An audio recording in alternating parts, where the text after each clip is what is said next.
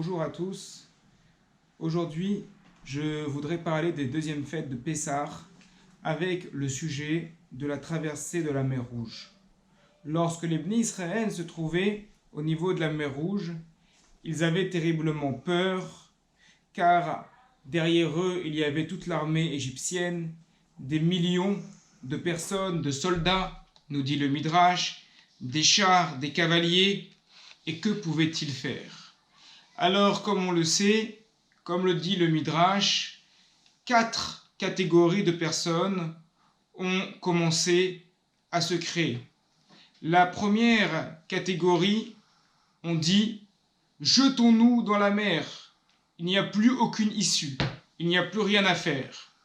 La seconde a dit « Retournons en Égypte, si nous acceptons de retourner, à ce moment-là, les Égyptiens voudront bien nous pardonner. » La troisième a dit « Faisons la guerre, retournons-nous, faisons volte-face et battons-nous contre eux. » Et la dernière a dit « Mettons-nous à hurler, et en criant, ils auront peur et ils rebrousseront chemin. » Mais Moshe Rabbeinu a repoussé tous ces conseils.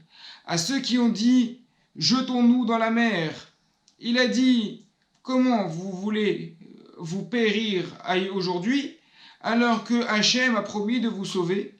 À ceux qui ont dit « Retournons en Égypte », Moshe leur a dit « Vous imaginez qu'en retournant en Égypte, eh bien, tout va retourner comme avant, pourtant nous avions promis de ne plus jamais voir les Égyptiens, plus jamais. » À ceux qui ont voulu faire la guerre, Moshe Rabbeinu leur a dit « Hachem ilachem lachem » Hachem, c'est lui qui fera la guerre pour vous. À ceux qui ont voulu crier, Moshe leur a dit « Ve'atem tacharishun » et vous, taisez-vous. Finalement, qu'est-ce qui s'est passé? Finalement, on connaît la suite de l'histoire. Il fallait juste mettre un pied dans la mer pour que la mer s'ouvre et qu'ensuite les Bnei Israël puissent rentrer tranquillement dedans. Et c'est effectivement ce qui s'est passé, nous dit le Midrash, avec Narshon ben Aminadab de la tribu de Yehuda, qui a avancé le premier dans la mer, puis la mer s'est ouverte et ainsi ils ont pu passer. Le Rav Levinstein raconte une anecdote qui lui est arrivée et qui illustre bien ce Midrash. Un jour, il devait partir en voyage pour donner des cours et il était d'abord à Chicago. Puis de Chicago, il a dû prendre un vol pour Mexico. Et en arrivant dans le vol à Mexico, comme c'est l'habitude dans les vols internationaux, on lui a donné un formulaire à remplir dans lequel il devait répondre à plusieurs questions qu'il devait montrer ensuite à la douane pour lui permettre d'arriver à Mexico. Donc l'avion avait atterri à Mexico. Une fois l'avion atterri, le formulaire a été donné. Problème, le Rav Levinstein ne parlait ni anglais, ni espagnol. Et évidemment, le formulaire dans l'avion entre Chicago et Mexico était en anglais et en espagnol. Alors il a sorti son téléphone puisque l'avion avait atterri. Il a essayé d'appeler sa connaissance de Mexico qui devait le recevoir pour lui décrire ce qui était écrit et que lui indique quoi marquer. Mais il n'arrivait pas à le joindre. Alors il s'est dit, tiens, je vais appeler à la maison, peut-être que sa femme pourra m'aider. Il a donc appelé à la maison et là il tombe sur la femme de ménage qui était mexicaine. Il essaye de lui parler, mais elle ne parlait qu'espagnol et elle ne comprenait pas du tout. Et voyant quelqu'un qui parlait une langue étrangère au téléphone, au bout d'un moment, elle a tout simplement raccroché.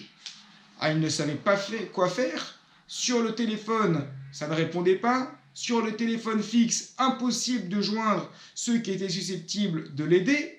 Il regarde autour de lui dans l'avion, l'avion était quasiment vide. Personne, aucun juif ne parlant hébreu, étant susceptible de l'aider à remplir ce formulaire. Alors, il a avancé dans la file, il est sorti de l'avion, et il s'est dit, peut-être qu'en arrivant au moment de la réception des bagages, on pourra retrouver quelqu'un qui est juif. Je trouverai un juif et il m'aidera à remplir le formulaire. Manque de chance autour de lui, pareil, au niveau des bagages, il n'y a quasiment personne, uniquement quelques Mexicains qui sont là et qui n'ont pas l'air du tout de parler hébreu. Ah, il dit, mais comment je vais faire? Je sais qu'ils m'attendent dehors, mais là, tant que je n'ai pas rempli ce formulaire, je ne peux pas sortir. Comment je vais faire? il arrive à la douane et il tombe devant une douanière. Et il essaye de lui expliquer dans un anglais un peu bafouillant. I don't speak very well English. Je parle pas très bien anglais. Annie israéli, je suis israélien. Et la femme, elle lui dit en espagnol, écoutez, je comprends pas ce que vous dites. Allez voir mon collègue le douanier. Et donc il change de douane. Et en changeant de douane, il dit à l'autre pareil. I don't speak very well English. Et l'autre le regarde et lui dit, eh bien, si vous ne parlez pas anglais, vous avez qu'à me parler directement en hébreu. Est-ce qu'il s'attendait à ça? Est-ce qu'il s'attendait juste à ce moment-là qu'il retrouve en plein Mexico un douanier qui parle hébreu? Il a cherché, dirait l'arabe Levinstein, beaucoup de solutions pour sortir de cette situation problématique. Et tout ce qu'il a essayé de faire n'a pas fonctionné. Et finalement, la solution la plus simple était là. Il y avait à la douane quelqu'un qui parlait hébreu. S'il raconte cela, c'est pour illustrer que tous les jours, dans nos vies de tous les jours, on essaye d'arriver à nos fins par tous les moyens possibles. Alors qu'en réalité, parfois Hakadosh Baruch Hu, lorsqu'il veut que nous réussissions, eh ben, il va nous ouvrir la porte la plus simple. Et c'est ce qui s'est passé devant la mer. Ils ont voulu crier, ils ont voulu faire la guerre, ils ont voulu retourner en arrière et finalement il suffisait juste d'avancer un pied pour que la mer s'ouvre. Et imaginez, avant cette période du confinement et du coronavirus, tout ce que nous imaginions, tous les plans que nous essayions tous de mettre en place, et voilà qu'arrive quelque chose qui chamboule tous les plans. C'est-à-dire qu'on peut monter et descendre. Il y a un psaume que l'on dit dans la prière qui dit cela. Rabot machashavot belej ish. Il y a beaucoup de pensées dans le cœur de l'homme.